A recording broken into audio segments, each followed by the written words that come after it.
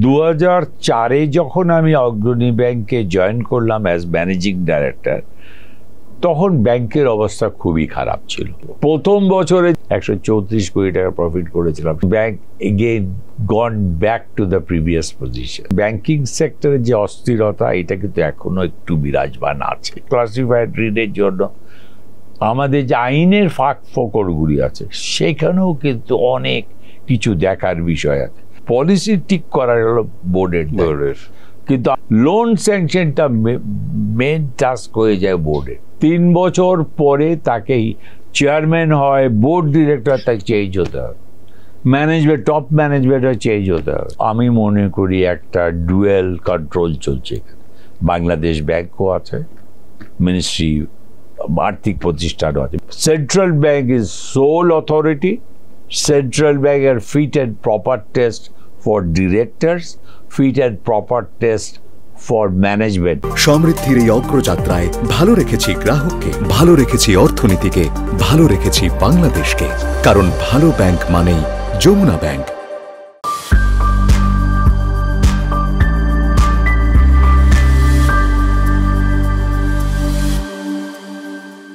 প্রিয় দর্শক, Jamuna bank presents TVS corporate টক্সে আপনাদের সবাইকে স্বাগতম। আমি সাজ্জাদুর রহমান আছি আজকে আপনাদের সঙ্গে। দর্শক, আমাদের সঙ্গে অতিথি হিসেবে আছেন সৈয়দ আবু নাসির বখতিয়ার আহমেদ, অগ্রণী ব্যাংকের চেয়ারম্যান। যেটা আমরা 5ই অগাস্টের পরে যে নতুন সরকার, তারপরে যে ব্যাংকিং সেক্টরে কিছু পুনর্গঠন হয়েছে এবং একটা সংস্কারের মধ্যে দিয়ে যাচ্ছে, তো সেটার পার্ট হিসেবে সৈয়দ আবু নাসির বখতিয়ার আহমেদ এই অগ্রণী ব্যাংকের চেয়ারম্যান হিসেবে নিয়োগ পেয়েছেন এবং কাজ করছেন। সো দর্শক, আমরা একটু বলি, সৈয়দ আবু নাসির বখতিয়ার আহমেদ এই অগ্রণী ব্যাংকের থেকে ম্যানেজিং ডিরেক্টর হিসেবে কিন্তু 4 দশকের ব্যাংকিং ক্যারিয়ার থেকে রিটায়ার করেছিলেন স্যার, এবং এই যে 4 দশকের যে ব্যাংকিং সেক্টরে কাজের অভিজ্ঞতা, এবং এখন আবার কাজ করছেন 2010 সালে রিটায়ারমেন্টের পরে 24-এ আবার 14 বছর পরে আবার যুক্ত হয়েছেন। দর্শক, আমরা অনেক কিছু হয়তো স্যারের থেকে জানতে পারবো, যে ব্যাংকিং সেক্টরের ইনসাইটস কেমন ছিল ওনাদের সময়ে, এখন কেমন চলছে, কি করতে হবে, এসব নিয়ে আলোচনা করব, আপনাদের সঙ্গে শেয়ার করব। সো স্যার, আপনাকে টিভিএস স্টুডিওতে স্বাগতম। ধন্যবাদ সাজ্জাদ, অনেকদিন পরে তোমার সঙ্গে কথা হচ্ছে ভাই। Thank you. আমি also like to thank Business Standard আমাকে এই সুযোগ দেওয়ার জন্য। আমি ব্যাংকিং সেক্টরের ব্যাপারে তোমরা জানতে চেয়েছো, আমার ব্যাংক ব্যাপারে জানতে চেয়েছো। ইয়েস স্যার, আপনি 2010-এ রিটায়ার করলেন। আমি যদি বলি যে আপনাদের সময়ে আপনি প্রফেশনাল হিসেবে ব্যাংকে যে 4 দশকের অভিজ্ঞতা, তখন ব্যাংকিং সেক্টর কেমন ছিল, এখন কেমন, একটু তুলনা। এটা কিন্তু খুব ফ্যান্টাস্টিক একটা কোশ্চেন। মানে আমাকে যদি বলতে হয় দ্বিধা, এখন আর বলা সবই বলা যায়। এই একটা সুযোগ, আমি ছাত্র জনতার এই মানে ইন্টারিম গভর্নমেন্ট বলো বা যেটাই বলো, এই সরকারে এটা কিন্তু আমাদের কথা বলার সুযোগ করে দিয়েছে। আগে হয়তো অনেক কিছু বলতে পারতাম না, রেস্ট্রিকশন ছিল, বললে হয়তো পানিশমেন্ট হয়ে যেত, গুম হয়ে যাওয়ার সম্ভাবনা থাকতো। এখন আমরা মুখ খুলে কথা বলছি, কোনো অসুবিধা নেই। আমাদের এখনো যেটা আমি প্রথম কথা বলবো, যে ব্যাংকিং সেক্টরের যে অস্থিরতা, এটা কিন্তু এখনো একটু বিরাজমান আছে। একদম যে শেষ হয়ে গেছে তাই বলবো না। 2004-এ যখন আমি অগ্রণী ব্যাংকে জয়েন করলাম অ্যাজ ম্যানেজিং ডাইরেক্টর, তখন ব্যাংকের অবস্থা খুবই খারাপ ছিল। এটা সবাই জানে, না জানা না। নেগেটিভ ইকুইটি ছিল, loans and advances portfolio was in terrible condition, প্রায় 40% প্লাস ছিল। লিকুইডিটি ক্রাইসিস ছিল। 40% প্লাস কি এনপিএল এর কথা বলছেন? এনপিএল ছিল, নন পারফর্মিং লোনের কথা বললাম। নেগেটিভ ইকুইটি ছিল, লস করছিল তারা। যখন সেপ্টেম্বরের ফিগার আমি দেওয়ার ইনকারিং লস। তো আমার কাছে এগুলি যখন দেখছিলাম, আমার খুব অসহ্য লাগতেছিল যে এটা কীভাবে হতে পারে। আমরা বাইরে কাজ করে এসেছি, দেশের বাইরে। দেশে এসেও এবি ব্যাংকে ছিলাম, প্রাইম ব্যাংকে ছিলাম, সাউথ ইস্ট ব্যাংকে ছিলাম। হ্যাঁ, প্রবলেম তো থাকে, এনপিএলও থাকে, কিন্তু এরকমভাবে ঢালাওভাবে থাকে না। তো এনিওয়ে, আমি প্রথম দিন ব্যাংকে ঢুকে একটু বাধাপ্রাপ্ত হয়েছিলাম। হয়তো স্টাফরা চায় নাই যে একটা নতুন ম্যানেজমেন্ট, নতুন পলিসি নিয়ে আসুক, প্রাইভেটাইজেশন হয়ে যাবে, এগুলি কিছু তারা চায়নি। ব্রাঞ্চ বন্ধ হয়ে যাবে, লোকের স্টাফ মানে তাদের রিটায়ারমেন্টে যেতে হবে, তার ডিসমিসাল হবে, এগুলি তাদের ধারণা ছিল। তো প্রথম দিন আমার মনে আছে I had a long discussion ওদের সঙ্গে, প্রত্যেকটা গ্রুপের লিডারদের সঙ্গে। এখানে ক্লাস 4 এমপ্লয়িজ ছিল, ক্লাস 3 এমপ্লয়িজ ছিল, অফিসার্স অ্যাসোসিয়েশন ছিল, এক্সিকিউটিভ ফোরাম ছিল। তাদের সঙ্গে সবার সঙ্গে আলাপ করতে হলো। আলাপ আলোচনার পরে 4টা জিনিস তাদের প্রত্যেকের কথা থেকে যে বেরিয়ে আসলো, 4টা জিনিস। প্রথম বললো বিদেশিদের হাতে হ্যান্ড ওভার করা যাবে না। যেহেতু আমার PricewaterhouseCoopers, they were my advisory team, I was their chief executive officer. আর ব্যাংকের তরফ থেকে, গভর্নমেন্টের তরফ থেকে আমাকে ম্যানেজিং ডাইরেক্টর বানানো হয়েছে। তারপরে সেকেন্ড ছিল যে প্রাইভেটাইজেশন করা যাবে না।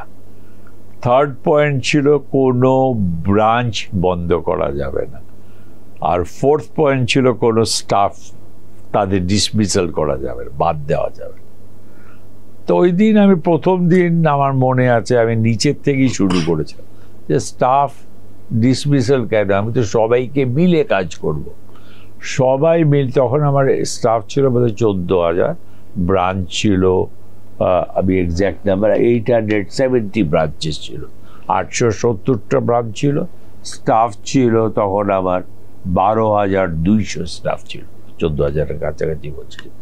তো এইটা এই যখন ছিল সেই সময় আমরা না, আমি তো ডিরেকশন দিব, তোমরা সবাই মিলে কাজ করতে হবে, কাঁধে কাঁধ মিলে, হাতে হাত ধরে কাজ করতে। এখানে এমডি হিসাবে আমি কাজ করব, আর নিচের লেভেল পিয়ন চাপরাশি পর্যন্ত কাজ করবে। এটা গেল। সেকেন্ড হলো ব্রাঞ্চ বন্ধ করা যাবে না। আমার ব্রাঞ্চ ছিল 870টা, এরপর 50%-এর মতো ব্রাঞ্চ লস মেকিং ছিল, 400-র উপরে লস মেকিং। আমি যে এই ব্রাঞ্চগুলিকে আমাদের ঠিক করতে হবে, প্রফিটেবল করতে হবে। প্রফিটেবল না করতে পারলে কোনো মতে উপায় হবে না।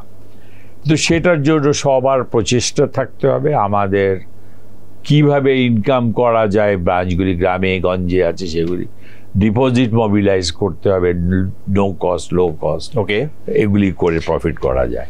তো এরপরে যেটা আসতেছে ওর যে প্রাইভেটাইজেশন, যে তার কিছুদিন Adamjee jute mill was privatized গভর্নমেন্টের অর্ডারে। না, বন্ধ করে দেওয়া প্রাইভেটাইজ, ওটা পরে সেখানে একটা ইকোনমিক জোন করে। এক্স্যাক্টলি। তো এইটা আবার এটা বন্ধ করে দিতে পারে, এটাও গভর্নমেন্ট ইচ্ছা করলে বন্ধ করে দিতে পারে। এটা তো গভর্নমেন্ট হয়েছে, এটা তো আমার কাছে কিছু করার না। হ্যাঁ, আমাকে বলেছে এইটা এটা বলেছে। তো আপনি যখন 2010-এ অগ্রণী ব্যাংক থেকে রিটায়ারমেন্টে গেলেন, এই যে ফিগার্সগুলো আপনি ধরেন যে তখন নেগেটিভ ইকুইটি, এনপিএল ছিল 40% প্লাস, আপনি যখন ছাড়লেন তখন ব্যাংকটার পরিস্থিতি আমি এক্ষুনি আসি। লাস্ট একটা পয়েন্ট ছিল যে বিদেশিদের হাতে দেওয়া যাবে না। বিদেশি 8জন অ্যাডভাইজার আসছে আমার, 8 ডিফারেন্ট এরিয়াজ অফ ব্যাংকিং। তারা দেখবে, দেখে কোথায় কি ইরেগুলারিটিস আছে, কোথায় কি লুপ হোলস আছে, রিকমেন্ডেশনস করবে কিভাবে এগুলি বন্ধ করা যায়। এবং তারা বিদেশি, এটা মানে, কিন্তু আমি তো দেশি। আমার কথা হলো তাদের কাছ থেকে শুনে আমি যখন আনসার দেওয়া শুরু করি, আমার তাদের কাছ থেকে শুনে আমরা এটা, আমাদের জেনারেল ম্যানেজার আছে, বোর্ড আছে, আমরা প্রথমে ম্যানেজমেন্ট কমিটিতে যাব। ম্যানেজমেন্ট কমিটির আলাপ করার পর এটা বোর্ডে নিব।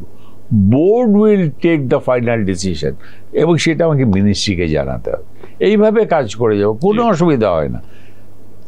এইগুলি সব বলার পরে তারা রাজি হলো, বলে আচ্ছা ঠিক আছে আপনার কাজ, কিন্তু একটা সাইন করে এগ্রিমেন্ট। আমি এগ্রিমেন্ট সই করি নাই তাদের সঙ্গে। এটা তো টেলিভিশনে, তখন 3টে টেলিভিশন ছিল বোধহয়, এনটিভি ছিল, এটিএন ছিল, আর একটা টিভি ছিল, ইটিভি ছিল। এক্স্যাক্টলি, এই 3টে টিভি কভার করছিল লাইভ, এগুলি ওদের কাছে আছে। এরপরে যেটা কোশ্চেন হলো 10-এ যখন রিটায়ার করতে তখন কি অবস্থা। আমি এক্স্যাক্ট ফিগারগুলি যদি বলতে হয়, আমি আগে একটু ফিগারগুলি। এখানে কিন্তু নেগেটিভ নেটওয়ার্ক যেটা ছিল, দ্যাট ওয়াজ কাভার্ড, কোনো শর্টফল হয়নি। এনপিএল রেশিও যেটা 38 নিয়েছিলাম, সেটাকে আমি কমিয়ে ইট কেম ডাউন টু 11%। যেটা 400-র উপরে ব্রাঞ্চ লস মেকিং ছিল, that came down to below 100, 73টা লস মেকিং ব্রাঞ্চ ছিল। এগুলি this were I could achieve because. So what was the magic এই যে আপনি করলেন এই যে 6 ইয়ার্স এর মধ্যে? হ্যাঁ, সো কিভাবে করলেন খুব আমাকে কিন্তু এটার প্রেশার ছিল 3 বছরে করে দেখাতে হবে এগুলি প্রত্যেকটা জিনিস। 3 বছরে করতে পারি নাই। এই 3 বছরে কিন্তু আমি জানি শেষ Janata bank, Sonali bank, Rupali bank, they had capital injection from the government, but Agrani bank capital ইনজেকশনে বিশ্বাস করে নেই। তারা বলেছে we will do cover the capital shortfall for our own operation. আমি মেইনলি স্ট্রেস দিয়েছিলাম নন পারফর্মিং লোনের উপরে যখন মেন স্ট্রেস ছিল, তখন অবলম্বনকৃত রাইট অফ লোন, অবলম্বনকৃত লোন জেনারেলি ফুল প্রভিশন করা হয়। এখান থেকে যাই রিকভারি হয় 100% recover it goes to the income account. এইটা ছিল আমার মেন টার্গেট। কয়েকটা প্রোডাক্ট আমি দেখেছি যেখানে একটা প্রোডাক্ট ছিল যেখানে আমরা ওই প্রোডাক্টটা ঠিক করার পরে 80 কোটি টাকা আমাদের ইয়ারলি ইনকাম বেড়ে গেল এক জাম্পে। 2000 কোটি টাকার একটা পোর্টফোলিও ছিল যেখানে লেন্ডিং রেট ছিল 12% আর ডিপোজিট রেট ছিল 16%। 4% তো নেট লস, 2000 কোটি মানে 80 কোটি টাকা। তো এইটা মানে দেখে আমার প্রথমে আশ্চর্য হয়েছিল। এটা ডিটেল বলতে গেলে অনেক বড় হয়ে যাবে, সংক্ষেপে বলি।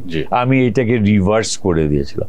ডিপোজিট রেট 16টাকে আমি প্রথমে করেছিলাম 9-এ, তারপরে I received a strong letter from the central bank. এটা কন্ট্রাক্ট তো নামতে পারবে না, ডিপোজিট তো কন্ট্রাক্ট নামানো ঠিক হয়নি। তো I had to reverse it again. Lending রেটটাকে বাড়ায় দিলাম, 20% করলাম, আর ওটা 16%ই রাখতে হলো। বাংলাদেশ ব্যাংকে চিঠি পেয়ে আমি নিজেই একটু থতমত খেয়ে গেছিলাম। তো এটা যখন ওরা বললো, দেখলো যে 3 মাসের মধ্যে সব লোন রিপেড হয়ে গেল। আর লোনগুলি মোস্টলি ফ্রম ব্যাংকিং সেক্টরের লোক নিয়েছিল, various ministry and banking sector, কোনো কাস্টমার না।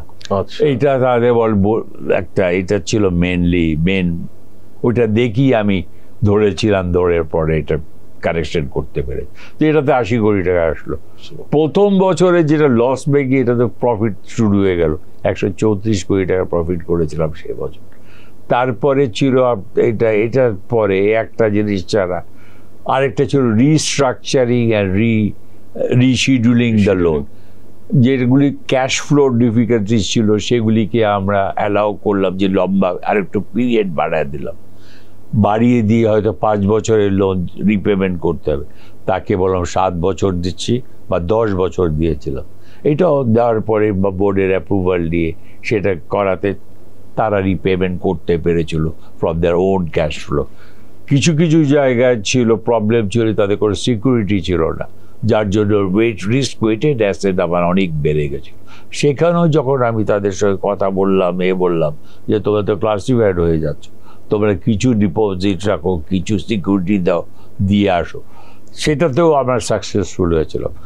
অনলি থিং আমরা became very close friends of the customer. প্রত্যেক দিন একটা রেসপন্সিবিলিটি ছিল। প্রতি মাসে আমাদের রিপোর্ট আসতো হেড অফিসে, বোর্ডকে আমরা জানাতাম কি হচ্ছে না হচ্ছে। এইভাবে কিন্তু একটা গাইডলাইন পেয়েছিলাম এবং সেটা সুবিধা হয়েছে। ওইভাবে করেছে, যার জন্য ব্রাঞ্চের লস মেকিং গুলো প্রফিটেবল হয়ে গেল। তো স্যার, আপনার এই যে 24-এ আপনি ব্যাক করলেন এই ব্যাংকের চেয়ারম্যান হিসেবে, এখন চিত্রটা কেমন? এখন আবার কিন্তু মানে কি বলবো, টার্ময়েলের জন্য 15 বছরের জানি না কি ধরনের শাসন হয়েছে, এটা কিন্তু bank again gone back to the previous positions. এখন আবার নেগেটিভ। উই আর নেট বড়োয়ার, যেখানে আমরা we are the net lender in the inter bank market 2010। এখন নেট বড়োয়ার হয়ে গেছি আমরা। মার্কেট থেকে বড় করতে হচ্ছে, বাংলাদেশ ব্যাংক থেকে বড় করতে হচ্ছে। আমাদের এনপিএল রেশিও হয়তো ডিসেম্বরে বলতেছে 50% টাচ করতে পারে। চিন্তা করো, এইটা আমার মানে আমি ঘুম হয় না আমার, সত্যি কথা বলতে হবে, ক্যান নট স্লিপ। আমি তাদের প্রেশার দিয়েছি এটা যেমন করেও it has to they have to bring it down যত তাড়াতাড়ি পারে। তো ওরা স্টেপস নিয়েছে, বলতে যে 30%-এর ভিতরে চলে আসতে পারে, দেখা যাক। তো আমি জানি না, আমি 30%ও হ্যাপি হব না, এটুকু বলতে পারি। আমি চাইবো রিকভারি আরও আর হোক। এবং এখানে কিন্তু অবলোপনকৃত ঋণ প্রচুর আছে, আচ্ছা, প্রচুর আছে, সেগুলি রিকভারি কিন্তু তাদের কোনো স্টেপস ডেভেলপ কোনো কিছু দেখি না। এটা বেশিরভাগই হয়তো বা আমি বলবো যে they don't know the customer, তা চিনি না, আচ্ছা, ফিকটিশিয়াস অ্যাকাউন্ট হতে পারে। তো এইগুলি তো বাইর করতে হবে, যে ইন্ট্রোডিউস করেছে তাকে ধরতে হবে, যে ব্রাঞ্চে অ্যাকাউন্ট খোলা আছে তার রেসপন্সিবিলিটি দিতে হবে। দিয়ে আমি বলেছি টিম করে দেওয়া আছে, তাদের দায়িত্ব দেওয়া আছে, তোমাকে বার করে যতটা পারো নিয়ে আসো রাইট অফ লোন থেকে।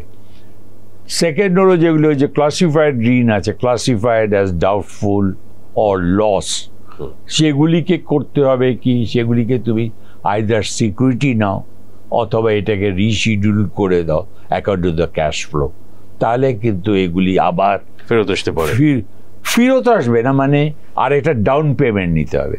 বাংলাদেশ ব্যাংকের নিয়ম আছে, খুব ভালো একটা পলিসি আছে, ওই পলিসি মতন যদি যাওয়া হয় তাহলে কিন্তু ইজিলি পসিবল। ওই পলিসিতে কি স্যার কত % ডাউন পেমেন্ট দিতে হয়? এটাও ডিফারেন্ট, 2% আছে, 3 ডিফারেন্ট স্ল্যাব দেওয়া আছে। আগে তো একটা সময় 15% ছিল, ওইটা 10% ছিল, 10% সবসময় ছিল।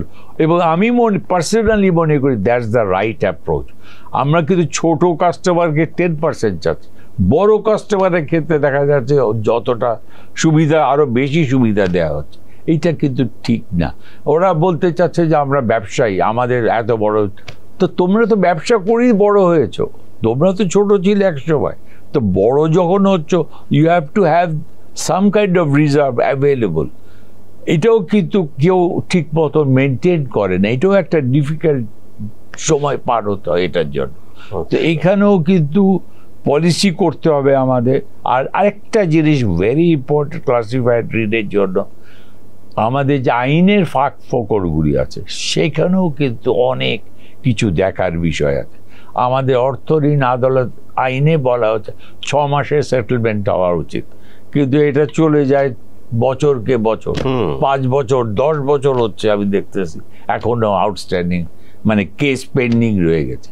এগুলি কিন্তু পলিসি করে যত তাড়াতাড়ি সম্ভব এদিকে আমাদের এই রিকভারির ক্ষেত্রে কি স্যার অর্থ ঋণ আদালতে যাওয়াটা কি বাধ্যতামূলক, যে সেটা জাজমেন্টের পরেই অকশন বা কোনো কিছু করার? না, এখানে একটা আইনই বলা আছে এবং যেটা বাংলাদেশ ব্যাংকও সাপোর্ট করে, যদি আমার কাছে ইরেভোকেবল পাওয়ার অফ অ্যাটর্নি নেওয়া থাকে, অপরিহারযোগ্য পাওয়ার অফ অ্যাটর্নি, যেখানে আমরা বলা থাকবে যে কোর্টে না যে তার প্রপার্টি অকশন করার রাইট ব্যাংকের কাছে আছে যদি কাস্টমার ডিফল্ট হয়। আচ্ছা, সেই বেসিসে আমরা কিন্তু যে কোনো সময় যে কোনো প্রপার্টি অকশনে যেতে পারি, সেল করে দেওয়া যেতে পারে, কোনো অসুবিধা হয় না।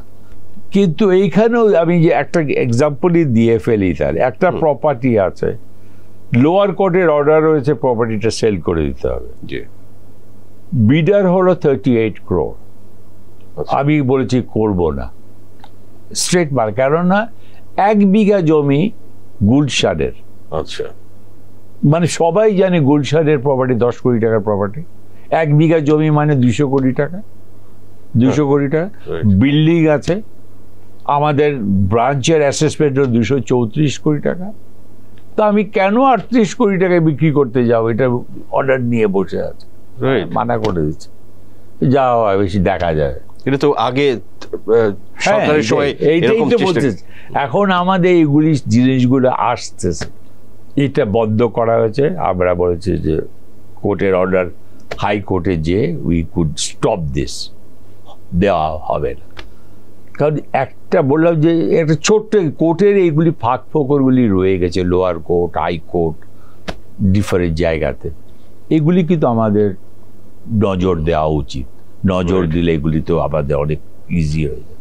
অনেক জায়গায় স্টে অর্ডার নিয়ে নেয়, সেখানে লোয়ার কোর্টে গেলে একটা রুল আছে, আর্টিকেলটা আবার ঠিক এই মুহূর্তে মনে করতে পারছি না। Okay sir. ওখানে বলা আছে যে 50% অফ দ্য ডেট তার কাছে ডিপোজিট আকারে কোর্টে রাখতে হবে। হাইকোর্টে সেই যদি যায় তাহলে তাকে কিন্তু ওই ডেট 50% রাখার কোনো নিয়ম নেই। সে খালি হাইকোর্টের লয়ারকে বেশি পয়সা দিচ্ছে, হাইকোর্টের লয়ার ন্যাচুরালি অনেক হাই প্রাইসড হবে, লোয়ার কোর্টে অনেক লো প্রাইস হতে হবে, সেখানে দিয়ে সেটা স্টে পেয়ে যাচ্ছে। তো স্টে পেলে সেটাকে তখন আমরা জব্দ করতে পারি, যে সেল করতে পারছে না। এইগুলি জিনিসগুলো দেখার বিষয় আছে। রাইট স্যার, এই যে হাইকোর্টের স্টে অর্ডার বললেন, আমরাও জানি যে অনেক বড় বড় বড়োয়ার, ঋণ গ্রহীতা, তারা হাইকোর্টে গিয়ে তারা আসলে লোনটা ফেরত দেয় না, তো একটা সময় কোর্টে গিয়ে কোর্টে স্টে অর্ডার নেয় যে সিআইবিতে তারা ডিফল্টার দেখানো যায় না। তো সে কি এই যে এখানেও তো এক ধরনের সংস্কার দরকার, এবং এই যে যখন স্টে পায় সে কি আবার নতুন করে লোন নিতে পারে অন্য যে কোনো ব্যাংক থেকে বা ইয়ে থেকে? স্টে যদি হয়ে যায় তাহলে তো প্রথমে তার সিআইবি ক্লিয়ার হয়ে যাবে, সিআইবিতে সঙ্গে সঙ্গে ক্লিয়ার করতে হবে। কারণ স্টে লেখা থাকবে ওখানে, আন্ডার স্টে অর্ডার তার CIB is no more classified, UC লেখা থাকে আনক্লাসিফাইড। জি। তারপরে আনক্লাসিফাইড হলে সে তো বলে যে আমার তো ক্লাসিফাইড নাই, আমি অন্য কোনো একটা ব্যাংকে গেল, সে অ্যাপ্লাই করতেছে, সিকিউরিটি দিতেছে, নতুন লোন চাচ্ছে, পেতে পারবে। এখানে কিন্তু রেস্ট্রিকশন নাই। এরকম কি স্যার ঘটেছে গত বছরগুলোতে? আমরা এখন যেটা শুনছি অনেক আছে, অনেক। আমাদের এই যে যেটা প্রথমেই বলেছিলাম যে টার্ময়েল, যেটা অস্থিরতা, এটা কিন্তু শেষ হয় নাই। আমি খালি একটা ব্যাংক দেখছি, যদি সব ব্যাংকিং সেক্টরের মানে তোমার মনিটরিং সুপারভিশনের দায়িত্ব বাংলাদেশ ব্যাংক, তারাও এখন অনেক কেয়ারফুল হয়ে গেছে, আগের মতন নাই। একসময় তো আমরা দেখেছি নন ব্যাংক ফাইন্যান্সিয়াল ইনস্টিটিউট টাকা নিয়ে চলে যাচ্ছে, পেমেন্ট করতে পারছে না নন ব্যাংক ফাইন্যান্সিয়াল ইনস্টিটিউট, অনেকগুলা, 4টা প্লাস 5 আর 7টা ব্যাংক, 11টা প্রতিষ্ঠানের ঝামেলা শুরু হয়ে গেল, প্রথমে আমরা জানতে পারলাম। কিন্তু সেগুলি তখন বাংলাদেশ ব্যাংক জেনে শুনে এগুলি হয়েছে। এখন দে আর ভেরি কেয়ারফুল। এখন দ্য নিউ ম্যানেজমেন্ট, সেখানে তারা সুপারভিশনটা অনেক স্ট্রং করেছে। আমাদের যে বাংলাদেশ ব্যাংকের যে leader, governor, is very efficient. এদিকে আমি বিশ্বাস করি তার নেতৃত্বে অনেক ভালো ভালো জিনিস আসবে। আমাদের অর্থ উপদেষ্টা, উনিও ভালো কাজে ফাইন্যান্সিয়াল সেক্টরে ইমপ্রুভমেন্টের চিন্তা ভাবনা। স্যার, এই যে যেটা বললেন যে সরকার, গভর্নর এরা চেষ্টা করছে, ভালো করছেন, কোনো কোনো ক্ষেত্রে অলরেডি সফলতা পেয়েছেন। তো এই যে বেশ কিছু ব্যাংক যারা এই যে লিকুইডিটি সাপোর্ট দিচ্ছে, এটা কি সরকারি ব্যাংকের জন্য কি এই ধরনের কি লিকুইডিটি সাপোর্ট এই মুহূর্তে দরকার আছে? ফর এক্সাম্পল আপনার ব্যাংকে, অগ্রণী ব্যাংকে ধরেন। না, আমি কিন্তু কোনোদিনও এই ধরনের ডাইরেক্ট সাপোর্ট চাই না। আমার ব্যালেন্স শিটের উপরে বেস করে আমি এর আগেও ইন্টারন্যাশনাল ফান্ডিং পেয়েছিলাম। আচ্ছা। আইএফসি, এফওমো, ডিজি, জার্মান, হ্যাঁ, তারপর স্ক্যান্ডিনেভিয়ান কান্ট্রিজ থেকে ফান্ডিং এসেছিল। 50 মিলিয়ন, 25 মিলিয়ন, 25 মিলিয়ন, $100 মিলিয়ন পেয়েছিলাম support, mainly to pay the LC bills. Okay. এই ধরনের সাপোর্ট আমি জানি। আমার ব্যালেন্স শিট যদি ক্লিন থাকে, রাইট ব্যালেন্স শিট থাকে, আর ব্যালেন্স শিটের সঙ্গে আমি কীভাবে, what will be my future steps, how to take it forward, এটা যদি প্ল্যানটা দেওয়া থাকে, অ্যানুয়াল রিপোর্ট, সাপোর্ট পাওয়া very easy. Because it's government bank, সেই জন্য ওনারশিপ গভর্নমেন্টের। অনেকে বলে government guarantee, I don't believe in government guarantee. কেন গভর্নমেন্ট গ্যারান্টি? আলাদা একটা ব্যাংকের জন্য, it's already known as government bank, that is good enough. তো এইসব জিনিসগুলো কিছু ছোটোখাটো জিনিস, বাট এগুলি কথার উপরে, ডিসকাশনের উপরে অনেক কিছু ডিপেন্ড করে। আমি জানি একটা American company, they are willing, এখনও আসার পরে তার একটা চিঠিও পাঠিয়েছে আমাদের কাছে, তারা they are willing to provide fund to meet LC payments. এ ধরনের জিনিস হতে পারে, এটা depends on the agreement, depends on Bangladesh bank approval, অনেক কিছু ডিপেন্ড করবে এগুলি। তো স্যার, এই যে আমাদের দেশের ইকোনমি অনেক সময় অনেকে বলে থাকে এটা ধরেন যে টু ডিপেন্ডেন্ট অন ব্যাংকস, ধরেন যে টাকা পয়সার ক্ষেত্রে, ফান্ডের ক্ষেত্রে, যেটা আপনি বিদেশে বিভিন্ন দেশে কাজ করেছেন ব্যাংকে, তো ওখানে কিন্তু অল্টারনেটিভ থাকে, লং টার্ম ফাইন্যান্সিং এর জন্য বিভিন্ন ধরনের স্কোপস থাকে। বাংলাদেশে সব কিছুর জন্য কিন্তু ব্যাংকেই যেতে হয় লোকজনের। তো এখানে একটা তো ওই যে অ্যাসেট লাইবিলিটি মিসম্যাচ যেটারে বলে 3 মান্থস ডিপোজিট, সেটা এই যে অনেক লোন রিশিডিউল হতে হতে আপনি জানেন নিশ্চয়ই যে ইয়ার্স 10-20 ইয়ার্সও পার হয়ে যায়, অথচ ডিপোজিট তো শর্ট টার্মের। এই যে মিসম্যাচ এবং এই যে হাই এনপিএল, আপনার পলিটিক্যাল ইনফ্লুয়েন্স, যেটা প্রভাব আমরা দেখেছি যে রাজনৈতিকভাবে বোর্ডে বসানো, আপনার কাছে লাস্টে যেটা যে একটু পরামর্শমূলক, যে অন্তর্বর্তীকালীন সরকার তারা এসেছেন, ফাইন্যান্স অ্যাডভাইজার এক্স গভর্নর ছিলেন, he knows the industry quite well, বর্তমান গভর্নর আছেন, এই সরকারের জন্য আপনার কি সাজেশন? এই যে ব্যাংকিং সেক্টরটা আমাদের ডেফিনেটলি এটাকে রিকভার করতে হবে, তা না হলে আসলে ওভারঅল ইকোনমি তো সিরিয়াসলি ইম্প্যাক্টেড হবে। So what do you think, আপনার সাজেশন, পরামর্শ কি কি করা দরকার? এটাও ফ্যান্টাস্টিক কোশ্চেন। এটা আমি অ্যাজ অ্যান ইন্ডিভিজুয়াল হিসাবেই বলি, কালেকটিভ হিসাবে বলাটা মানে আমার authorities they should take it on a collective basis. আমি ইন্ডিভিজুয়াল হিসাবে আমার ওপিনিয়ন বলতে পারি। ফার্স্ট অফ অল, আমি বিদেশে কাজ করে এসেছি, দেখেছি। একটা হলো এখানকার বোর্ড ডিরেক্টরস মেইন কাজ হলো, দেখলাম এখন পর্যন্ত দেখে আসছি, লোন স্যাংশন। অন্য পলিসি টলিসি সব কিন্তু ম্যানেজমেন্ট তৈরি করতেছে, কিন্তু যেটা দায়িত্ব পলিসি ঠিক করার হলো বোর্ডের। কিন্তু আমার এখানে দেখা যায় লোন স্যাংশনটা মেন টাস্ক হয়ে যায় বোর্ডের, বাইরে কিন্তু এটা নাই। They will never be there to approve any loan. লোনের স্যাংশনের ব্যাপারে এখন কিন্তু বাংলাদেশ ব্যাংকও কিছু কিছু ক্ষেত্রে, লার্জ লোনের ক্ষেত্রে তারাও অ্যাপ্রুভাল দিচ্ছে। এটা also I do not believe in this, এটাও বন্ধ থাকা উচিত।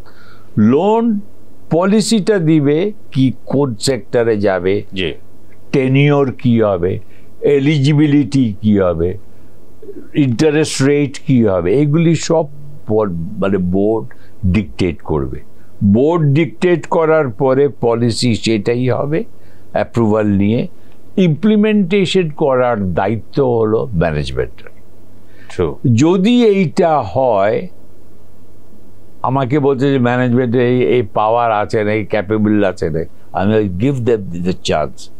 দেখেন না, আমি তো ইন্টারন্যাশনাল ব্যাংকগুলো তো সিটি ব্যাংকে নেই, standard chartered bank, commercial bank of Ceylon, যারা এখানে আছে, হংকং সাংহাই ব্যাংকিং কর্পোরেশন, কই তারা তো এগুলির সঙ্গে অ্যাপ্রুভাল সঙ্গে জড়িত না। বোর্ডে তো তারা কিছু করতেছে, ম্যানেজমেন্ট করতেছে। Stick to that. এখানে এই পাওয়ারটা কাটল করেন, তাহলে যে পলিটিক্যাল ইনফ্লুয়েন্স যেটা, এটাও কিন্তু কমে যাবে, থাকবে না বলতে গেলে। ম্যানেজমেন্ট তখন চিন্তা করবে কি কি দরকার, এলিজিবিলিটি কে, আমার টেনিওর কি হবে। আইনে তো স্যার এগুলো পরিষ্কার বলাই আছে যে বোর্ড কি করবে।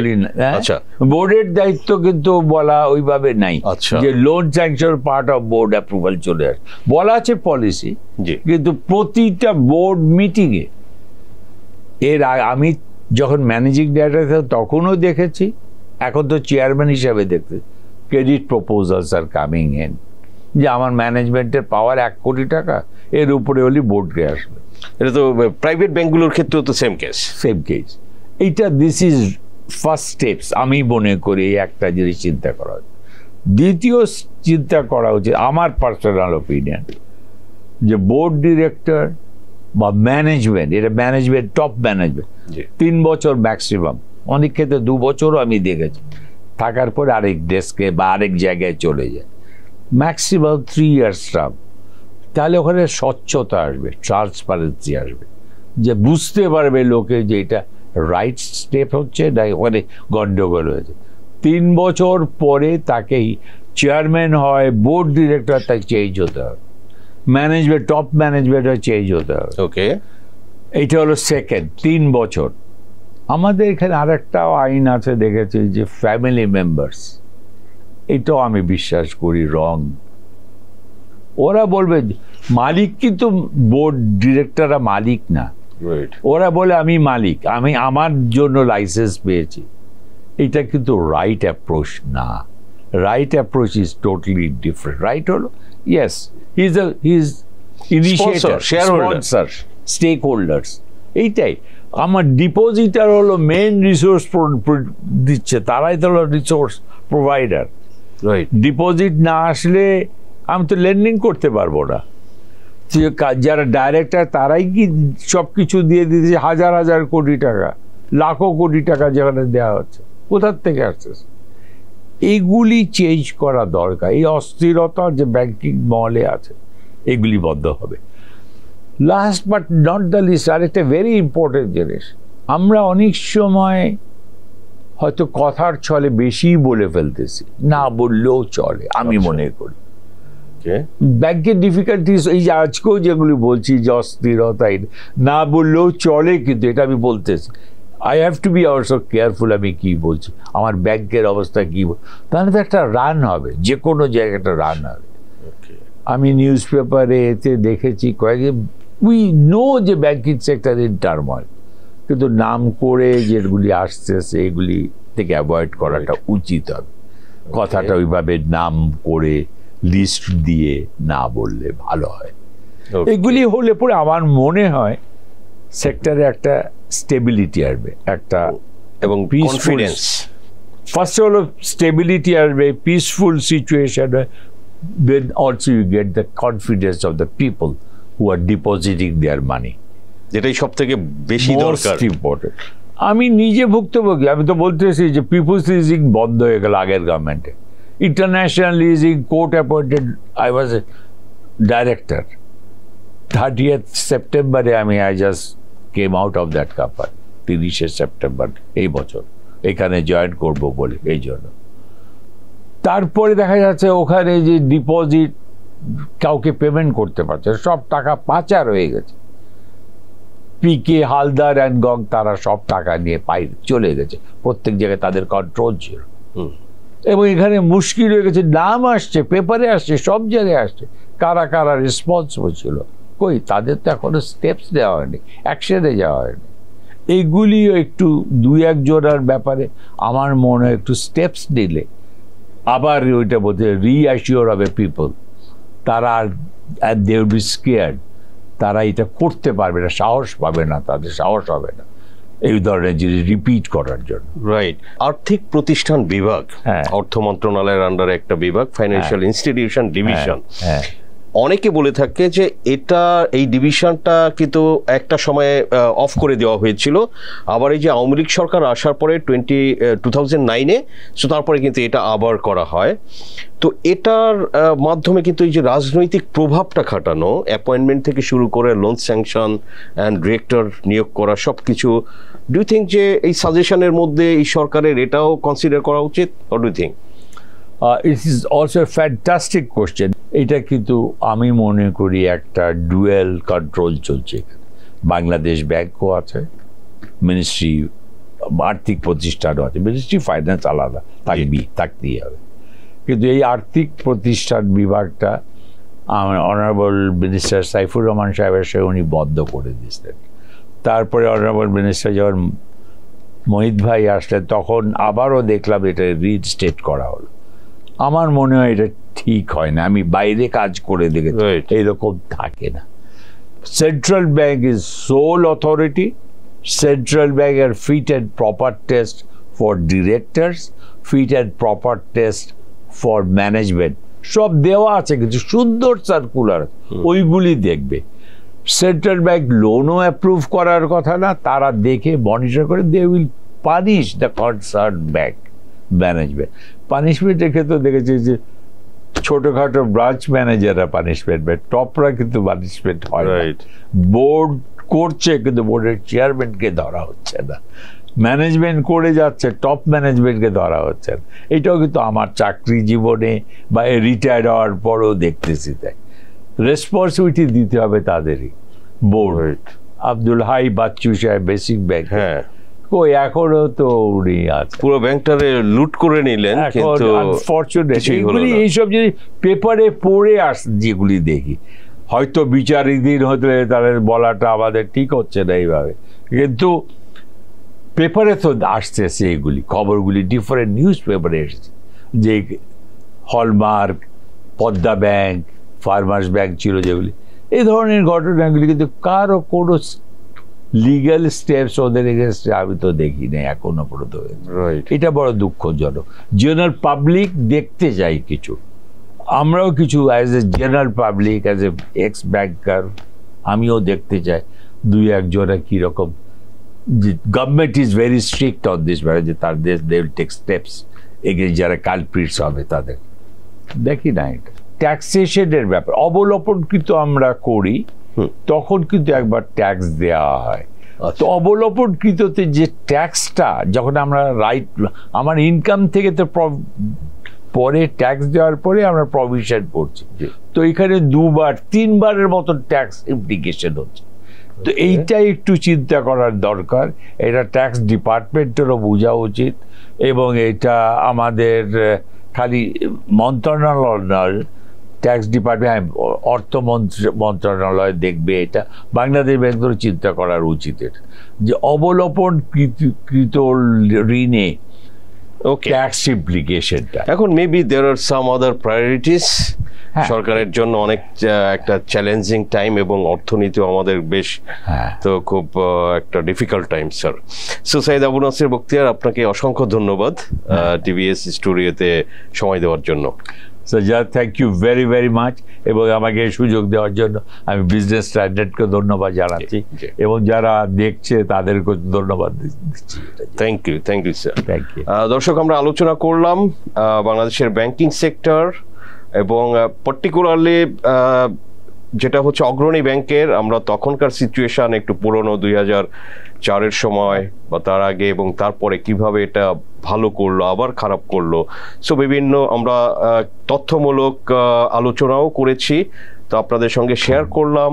ইন্টারিম গভর্নমেন্টের জন্য কিছু পরামর্শ দিয়েছেন সাইদ আবু নাসির বখতিয়ার, এবং আমরা আশা করি সেগুলো আসলে সরকার, বর্তমান সরকার এসব ব্যাপারে সিরিয়াস, তারা এগুলো নিবে, এবং আমাদের যে ব্যাংকিং খাত একটা তলানিতে চলে আসা, সেটা এখান থেকে পুনরুদ্ধার হবে বলে আমরা আশা করি। দর্শক, আমাদের আলোচনা ভালো লাগলে লাইক করবেন, শেয়ার করবেন। আপনাদের সবাইকে ধন্যবাদ।